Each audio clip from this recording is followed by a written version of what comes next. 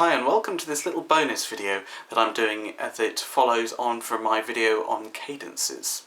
If you haven't seen it already, I've put a link in the description. Go and watch that before you watch this. This is a video on the tierce to picardie, or the picardie third. This is something you can do to minor key cadences that are really fun to do. Simply put, the tierce to picardie, or the picardie third, is where you end a phrase or a piece that's in a minor key on a major chord. In the Renaissance and early Baroque eras, major keys weren't thought of as happy and minor keys weren't thought of as sad. Instead, they were considered stable and unstable. What this means is that pieces that were composed and finished in minor keys often sounded unresolved and unsettled. The concept of chords was still young in the Renaissance and Baroque eras. It was often felt that major chords were the way to finish pieces rather than minor chords. Therefore, composers would put the last chord of a piece in a minor key and turn it into a major chord. So, for example, in any piece in D minor, the last chord would always be a D major. And that's all there is to it, really. You're just ending pieces in a minor key on a major chord. So you have your perfect cadence, and then major chord, as opposed to minor. Over time, of course, major started to become happy and minor was sad, and so the way of thinking about stability in relation to these two different tonalities soon went by the wayside, and it became more acceptable to end pieces in minor keys on a minor chord. The reason that the picardie third was even introduced was really down to the way that composers made their money at the time.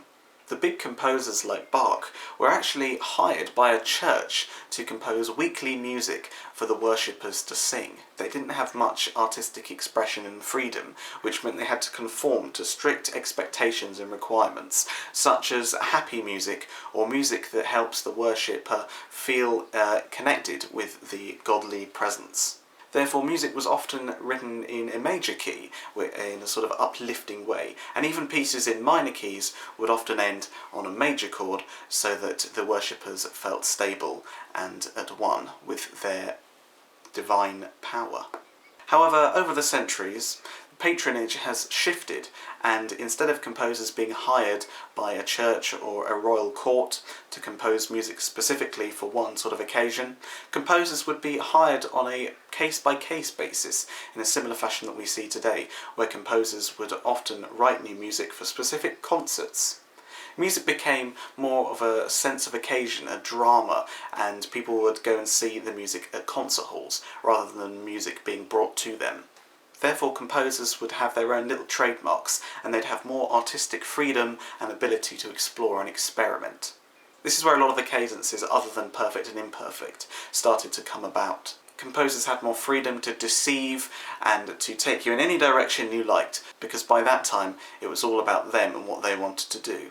Therefore, the picardie third sort of fell out of fashion. Not only was it associated with the patronage of churches, but composers wanted to also try new things as well, even as far as to not end on a cadence at all. But that's something for another video. I hope you've enjoyed this brief little lesson. As I said earlier, this follows on from another video which I've linked in the description. Go and watch that if you haven't already, and make sure you're subscribed so you don't miss out on the next episodes. I release theory and or technique videos once a week on a Monday, as well as live performance videos on Wednesdays, and little bonus things on Fridays. Why don't you give my Facebook page a like? You can find me at Matthew Quilliam Music.